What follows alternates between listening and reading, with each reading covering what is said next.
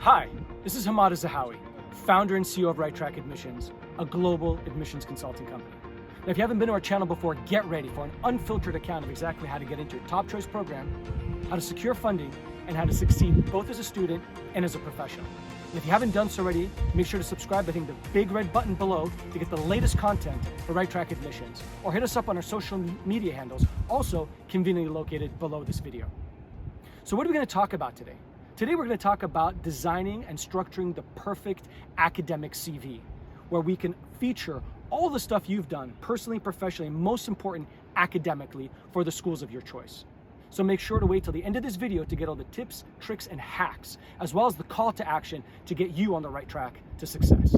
Okay, so in constructing an academic resume, you really want to be thinking about the skill sets that school and that program is really looking for, right? So if you're applying, for example, for law school, you want to think about the skill sets that law school is looking for. Oratory skills, writing skills, research skills, skills really talking about your analytical abilities, advocacy, and so forth. So you want to design your resume thinking about those key skill sets that school and that program specifically is looking for.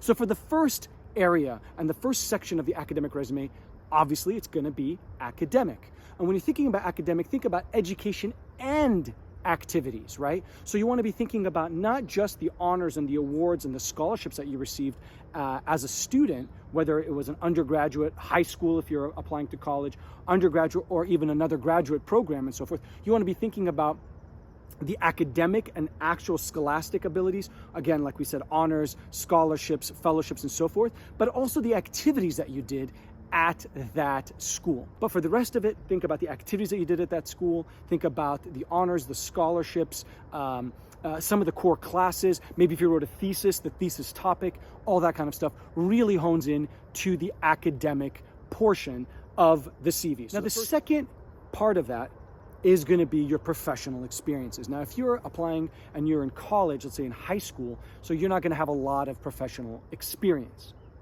But if you are a professional applying for graduate programs, you want to put your professional experiences there. And again, drive it by results, drive it by quantitative results, accomplishments, as well as the responsibilities, but really focus it on what you were able to do, how you were able to lead, what responsibilities you see that really made you shine as a professional at that organization, right? Now, the third part is really the volunteer experiences, right? So when you're doing the volunteer experience, again, think about, always keep that in mind, what program, what school you're applying to, and what kind of things are looking for. So you want to bring that up, surface those things. So put in the volunteer experiences, right? Obviously then talking about the goals and the mission of that volunteer experience, especially if it's not known. And then talk about, again, the results-driven perspective of what you were able to achieve in terms of volunteer experiences. So the fourth section really is an important section. It's really about activities that you've done. Now you can break that up into different parts, but really if you have an activity section, that's where you've kind of done things that don't necessarily fall into professional because you weren't paid, things that don't fall into volunteer because they weren't volunteer-based, basically activities that really make you shine. And again, always tailor them towards what that program is looking for, the skill set that they really want, right? Now, the subsequent sections that you would do after section 4, which is the activities, really is up to you and your discretion in terms of your background and really what that program is looking for. If it's a very academically oriented program like a PhD, here's where you want to put in your publications, teaching engagements that you've had, speaking opportunities, maybe you've attended conferences and so forth. So think about that in terms of really gearing that fifth section or that kind of subsequent section really about the program that you're looking into for you, right? And the final section really is what I call skills and interests. And skills, it's really kind of where you have your certifications, licenses, it's where you have your languages, your computer skills, programming skills, and so forth, as well as your interests.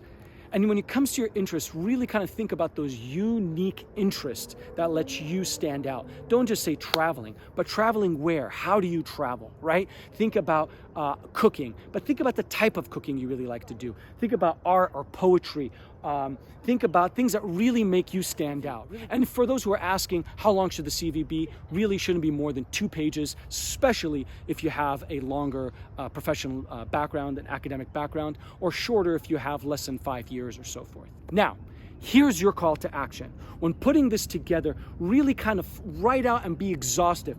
Write out each one of those sections and write out every single one of those positions and put as much detail as you can. But really, really try as best as possible to keep each bullet to 2 sentences. Don't write paragraphs. Don't do that. Write just 2 bullets, or a bullet, with 2 sentences maximum of what you were able to accomplish in that role. Well, I hope you found this useful and helped get you on the right track to success. If you have any questions for us, please post them below. We'll do our best to provide you with further resources. If you haven't done so already, please subscribe by hitting the big red button. And as always, stay safe, stay sane, and stay connected.